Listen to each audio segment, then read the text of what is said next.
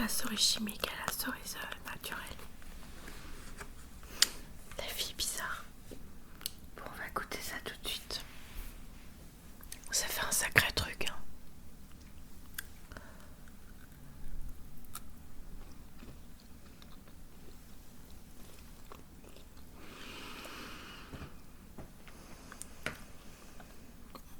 Je sais pas si j'aime.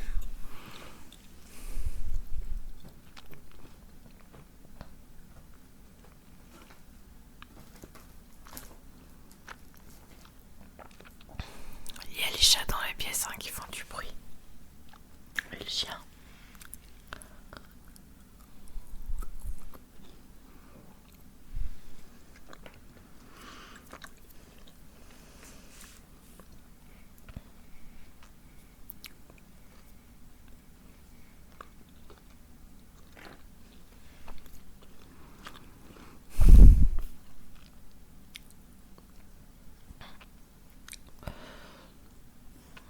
C'est entre les deux. Alors j'aime après à la fin. Le goût à la fin, mais au début, quand on mâche, en fait ça me rappelle En fait j'ai déjà fait du ménage industriel. Donc pour gagner plus de sous quoi. Et pendant mes études aussi. Et c'était à toujours ma mèche. Et autant je vais y arriver. Et c'était dans des immeubles et aussi dans des bureaux. Et il y avait un produit sol. En fait, quand je le croque là au début, il y avait un produit sol à la cerise. Et quand je croque ça, au début j'ai l'impression de... Parce que plus qu'un goût, c'est une odeur qui me monte dans le nez, dans la gorge. Et c'est exactement comme le produit sol à la cerise.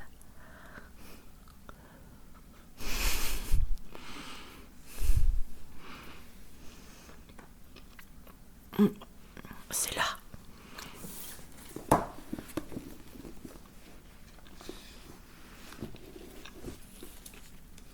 Et là maintenant, c'est bon.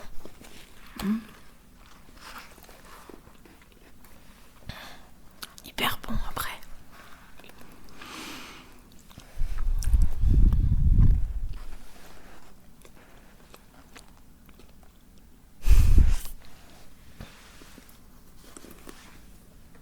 Et si je le lèche.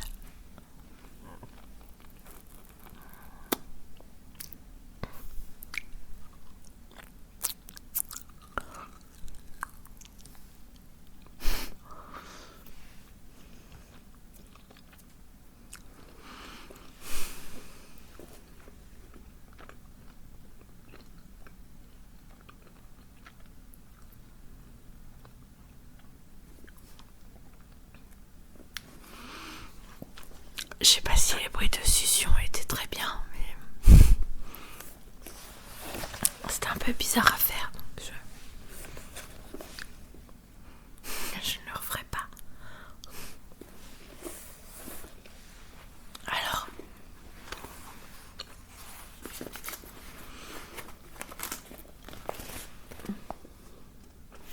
chapitre 16.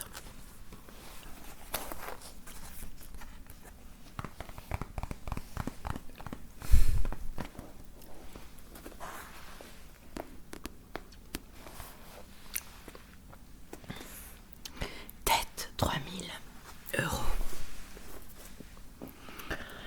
Argent de poche 5 € par semaine. Je vais mettre ça comme ça. Temps total requis pour payer dette avec argent de poche 600 semaines égale 11,1 ans. Âge à l'acquittement de la dette 26,11 ans. Abordage du sujet option 1.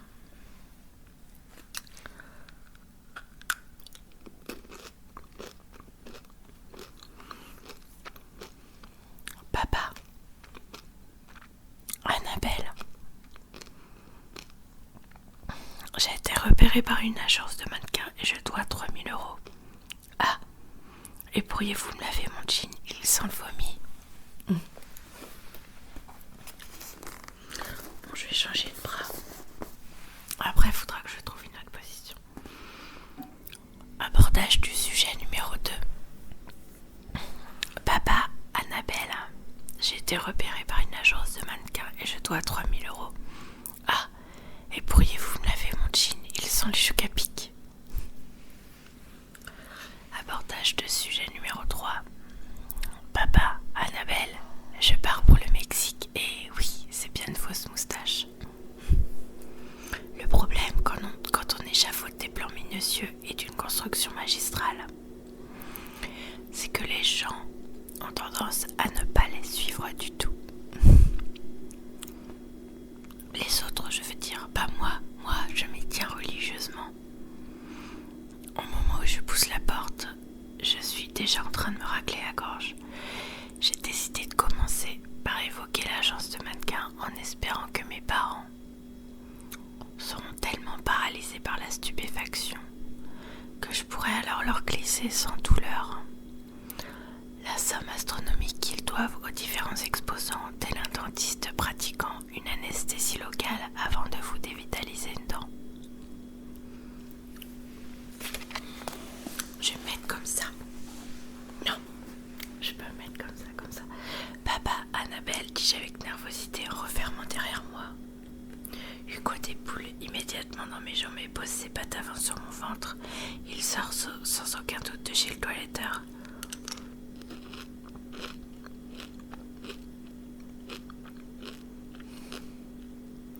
Car je peux localiser ses yeux. Au lieu de simplement deviner leur emplacement en calculant l'angle par rapport à la truffe. Bonjour Hugo, lui chuchotai-je en me baissant vers lui. Tu es très élégant, dis donc.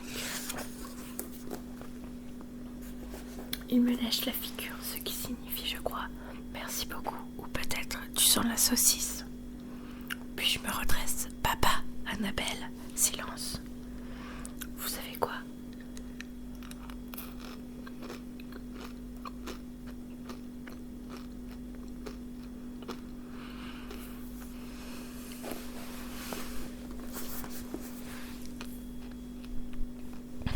Il va vraiment falloir travailler sur l'atmosphère accueillante dans cette maison. J'ai passé la journée dehors et la nuit est tombée. Pourquoi ne sont-ils pas tous les deux dans l'entrée à attendre avec impatience que je rentre saine et sauvant un seul morceau? Qu'est-ce que c'est que ces parents? Papa, je répète un peu grognon à Nab. Harriet, m'interrompt Annabelle depuis le salon. Viens ici, s'il te plaît.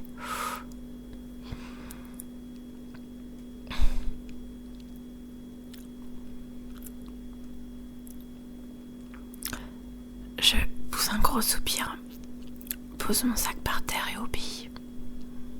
Annabelle est assise sur le canapé vêtue de son tailleur de travail, en train de manger inexplicablement des sardines à même la boîte. Papa est dans le fauteuil en face d'elle.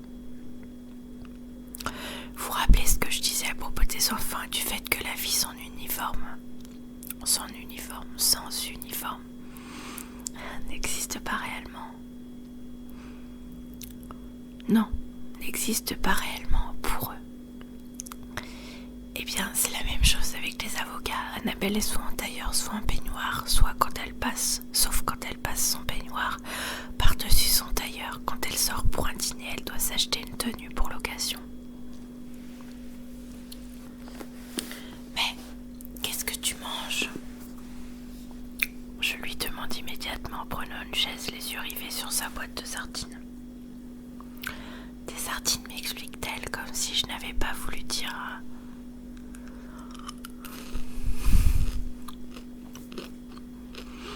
Mais pourquoi est-ce que tu manges ça? Et sur ce, elle en avale une entière.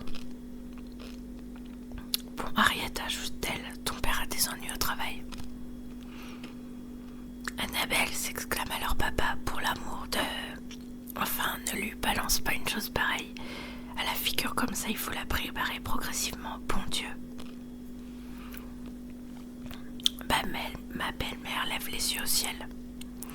Très bien, Bonsoir Harriet, comment vas-tu? Ton père a descendu au travail.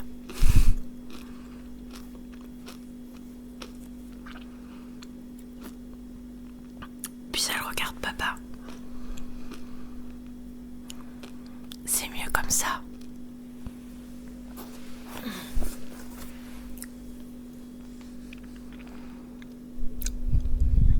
Il boude maintenant. Pauvre papa. Pas du tout, ce n'est rien. Harriet, juste un petit désaccord entre nous. Tu as dit à ton client le plus important d'aller se faire en papa ou thé pour être poli, Richard, en plein milieu d'une réception. Papa arrache une bouloche de son fauteuil. Oui, bon, il n'était pas censé entendre. Se défend mon père, c'est sorti trop fort à cause de l'acoustique de la salle. C'est la faute des murs en pierre.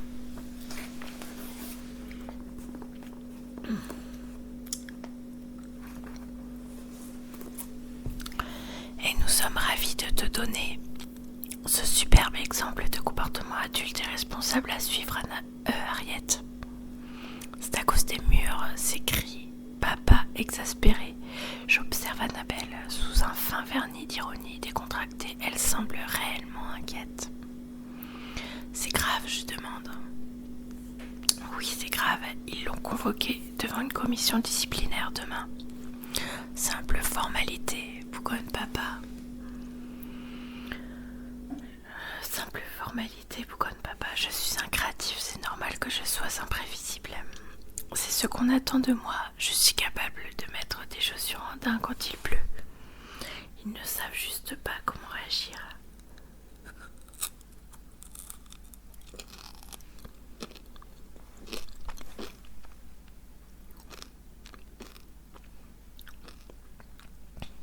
Vous allez voir qu'ils vont m'augmenter pour récompenser mon non-conformisme.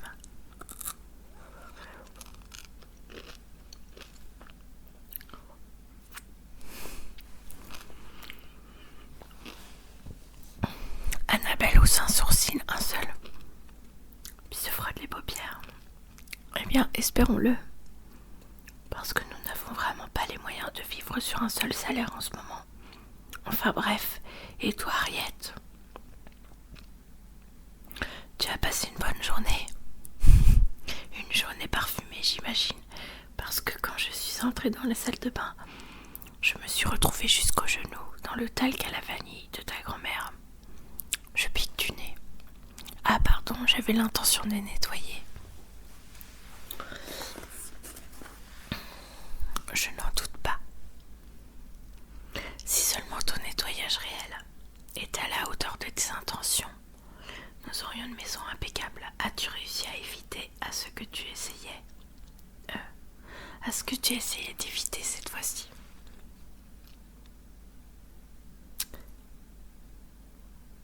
Eh bien, à bien y repenser, je ne vais peut-être pas leur parler tout de suite de l'argent. L'honnêteté est fondamentale dans une famille. Mais le timing aussi, surtout lorsqu'il est question d'une somme comme 3 000 €, alors que votre père est en train de jeter son job par la fenêtre. Alors insiste-t-elle après un silence? Dis-nous tout, chérie. Eh bien, comment dire? J'inspire à fond et je me prépare à affronter la réaction qu'on obtient de ses parents lorsqu'on annonce une nouvelle pareille. J'ai été castée, finis-je par articuler à grand-peine. Il y a un silence, je vais être plus claire. Aujourd'hui, j'ai été castée, aujourd'hui.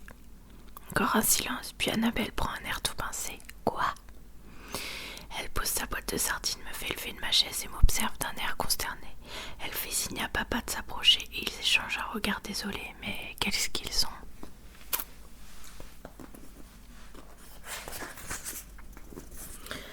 Harriet, finit-elle par me dire fermement, ce n'est pas possible, tu devais être malade le jour où ils vous ont expliqué tout ça à l'école en éducation sexuelle. Hein? Ah, pas castré. Je le sais bien qu'on ne peut pas me castrer, je ne suis pas un chat. Casté, repéré, remarqué, découverte, trouvée. Comme il reste de marbre, je m'énerve encore plus.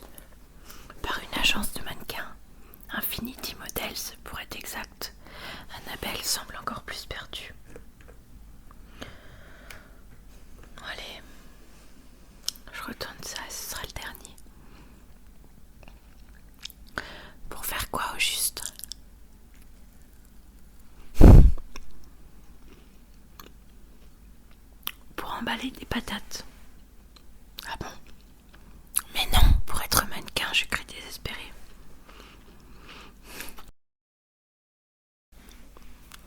C'est une chose de ne pas se trouver jolie.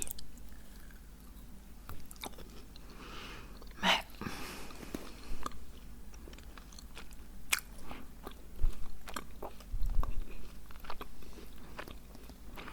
c'en est une autre. De voir cette idée confirmée par les seules personnes au monde qui sont censées penser le contraire. Annabelle fronce de nouveau les sourcils. Papa, en revanche, rayonne de lumière. D'un million de bonnes fées qui ne se prennent pas pour de la grotte. Ça me gêne, ça, tu sais, dit-il en me montrant du doigt.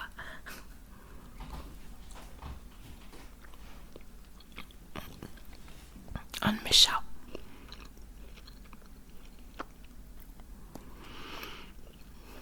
Là, en chair et en os devant moi, mon patrimoine génétique. Bien sûr, mon chéri était gêne, répète Annabelle, comme si elle s'adressait à un petit enfant.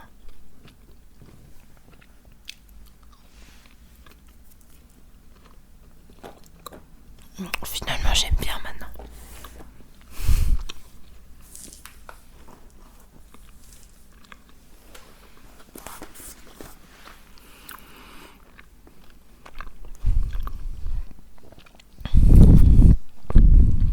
Et là, elle se rassied et prend son journal. Je les regarde tour à tour. Quoi? C'est tout? Non mais, sérieux? Bon d'accord, je ne m'attendais pas à les voir se mettre à danser sur la table basse en agitant leurs sudoku, comme des plumes d'autruche, mais un tout petit peu plus d'enthousiasme. Ça leur aurait fait mal. C'est fantastique, Harriet, aurait-il pu me dire. Finalement, tu n'es peut-être pas si répugnante à voir qu'on l'a toujours cru. Quelle bonne nouvelle pour toute la famille. Au moins quelques mots pour rappeler que ce serait l'événement le plus époustouflant qui soit jamais arrivé à quiconque. Si j'étais quelqu'un d'autre et si nous étions une famille complètement différente. Annabelle relève les yeux et me voit toujours plantée là, estomaquée. Quoi? C'est non, Harriet, tu es trop jeune et tu dois te consacrer à tes études. C'est non, reprend papa d'une voix incrédule. Comment ça, non? Annabelle lui répond calmement. Elle a 15 ans, Richard, ce n'est absolument pas de son âge. Mais c'est un fini Timothée, Annabelle. Même moi, j'en ai entendu parler.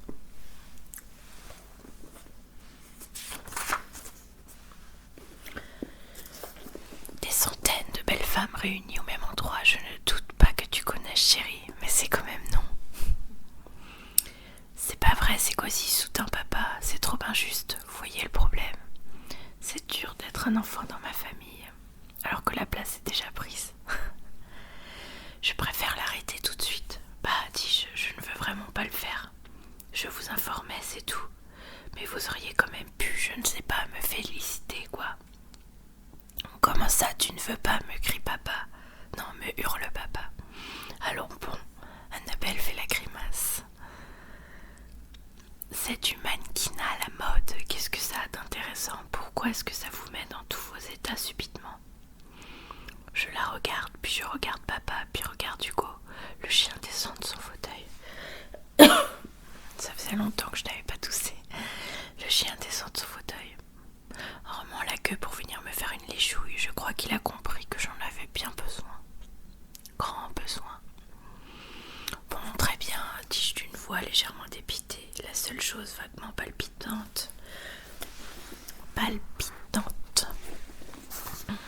qui me soit jamais arrivée vient de se produire et c'est déjà terminé. J'ai un peu envie de faire la tête. Papa apparemment est encore sous le choc. Bien, lâche Annabelle en secouant la télécommande pour faire marcher les piles et allumer la télé qui veut regarder un documentaire sur les criquets.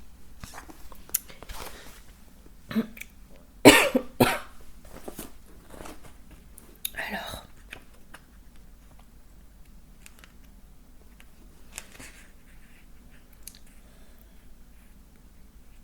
chapitre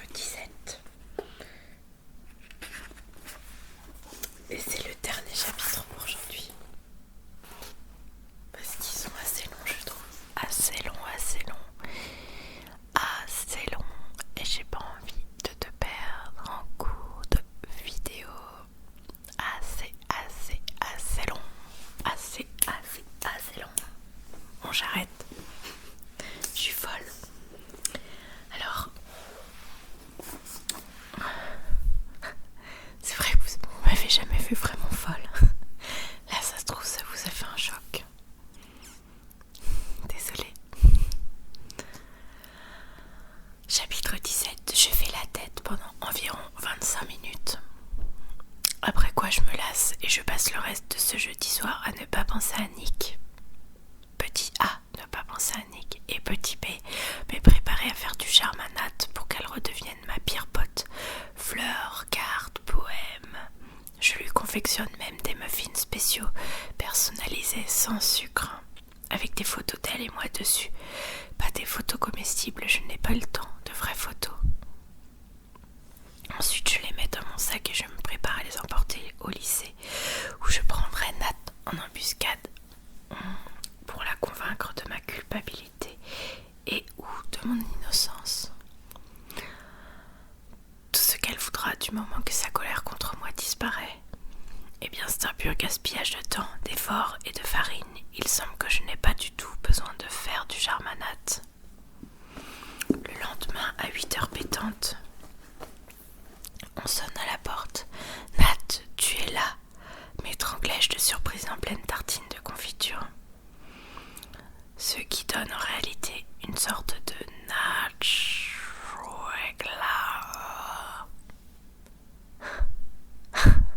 Bon, je l'ai pas très bien fait, mais c'était dire à dire. Tout boisseux et parfumé à la fraise. C'est ton petit déj sérieux, me coupe-t-elle en posant un regard sévère sur ce qui reste de ma tartine que je tiens encore à la main. Je pointe le nez en l'air avec toute la dignité dont je suis capable. La tartine de confiture constitue un petit déjeuner parfaitement équilibré, dis-je. Elle contient tous les nutriments nécessaires à une bonne santé. Glucose, vitamines, sucre lent. Je pourrais me nourrir exclusivement de tartines de confiture et mener une vie parfaitement normale. Non, me contredit Nat, entraînant dehors. C'est une chance. Oh, on a un petit chat là-bas qui pleure. Sans faire exprès, en fait, j'ai enfermé une des 3 chattes dans une pièce à côté. C'est pas grave. Alors, je lui rouvrirai tout à l'heure, ma petite chérie chatte. Alors, non, me contredit Nat en me traînant dehors. C'est une chance que j'ai mis mes chaussettes avant, sinon je serais allée au bahut en chaussettes. Tu serais la fille qui se nourrit exclusivement de tartines de confiture et ce ne serait pas normal. Elle s'arrête, puis elle tout saute. Mais ça t'ennuierait de m'en passer un bout, je crève de faim. Très étonnée, je lui donne volontiers le reste de ma tartine et constate qu'elle la mange. Premièrement, Nat n'ingurgite jamais rien qui soit riche en sucre, jamais. Plus depuis cette boum fatale il y a 8 ans. Et deuxièmement, c'est tout. C'est ça la grande scène dramatique que j'ai redoutée toute la nuit. J'ai fait cuire des muffins sans sucre exprès pour elle. Et maintenant, personne n'en veut. Nous prenons la parole pile en même temps. Nat, Harriet, puis elle se racle la gorge. Désolée, me dit-elle, de m'être mise en rogne et d'être partie comme ça. Alors là, je n'en reviens pas. Oh, ça ne fait rien, moi aussi je suis désolée d'avoir été repérée, tout ça. Ce qui m'a mise en colère, c'est que tu m'aies menti. Harriet, m'explique-t-elle avec un demi-sourire gêné. Avant de se lécher les doigts, on ne pourrait pas oublier complètement hier, dit. Bien sûr que si, lui dis-je toute contente. Une énorme vague de soulagement me passe dessus, tout va bien. C'est moi qui ai réagi de manière névrosée et hypersensible comme d'habitude. Et là, toujours comme une vague, le soulagement s'en va. Nat s'éclaircit la gorge et je la regarde à nouveau. Mais avec un peu plus de méfiance cette fois. Soudain. Alors là, c'est trop loin de mes yeux. Alors je vais le mettre comme ça, voilà. Soudain, ce que je n'avais pas remarqué avant m'apparaît clairement. Elle a le cou raide, les épaules crispées, les clavicules pleines de rougeur, les yeux rougis aussi. Elle n'arrête pas de se mordiller la lèvre. Cool, lâche-t-elle après une pause infiniment longue. Après quoi la rougeur remonte vers ses joues et s'y fixe comme une accusation. Alors, nouveau raclement de gorge. Est-ce elle déglutit, tu sais? Est-ce qu'ils t'ont appelé? Elle n'a pas du tout oublié. Non, est-ce qu'ils t'ont appelé? Elle s'éclaircit la gorge pour la 3e fois. Infinity, est-ce qu'ils t'ont appelé? Elle n'a pas du tout oublié hier en fait. Pas une seconde. Non. Dans ma tête, j'ajoute, je ne leur ai pas donné mon numéro, mais quelque chose me dit que ça n'arrangerait rien de le lui révéler. C'est juste un pourpre encore plus. Ah bon, quel dommage, désolé pour toi. Mettons ça derrière nous, d'accord? Je fronce les sourcils, je croyais que c'était déjà fait. D'accord. Et faisons comme si ça n'était jamais arrivé, ajoute-t-elle d'une voix tendue. D'accord. Puis elle dit qu'il faut mettre ça derrière nous. Non, plus elle dit qu'il faut mettre ça derrière nous. Plus il devient clair qu'elle n'est absolument pas prête à le faire. Et continuons de vivre normalement. Insiste-t-elle encore? Oui, d'accord. S'ensuit un long silence, pas confortable du tout.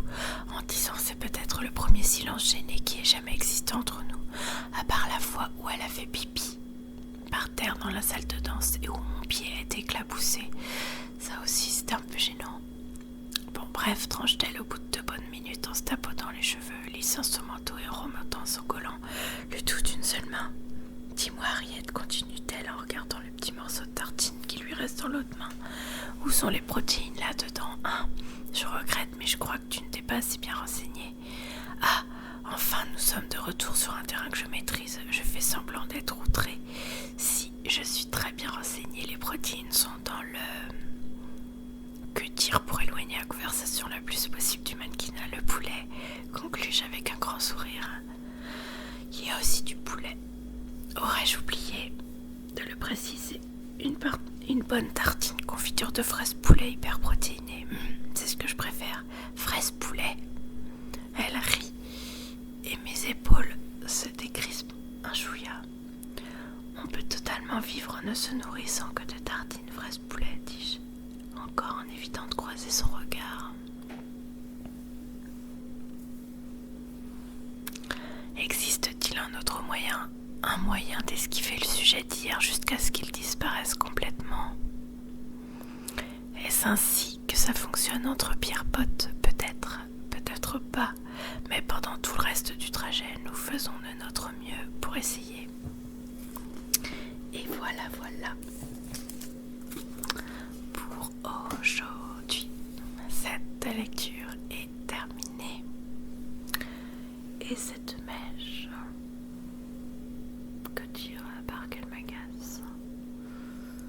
Cette mèche m'énerve. Là, hop, voilà. Mais c'est pas terrible, non.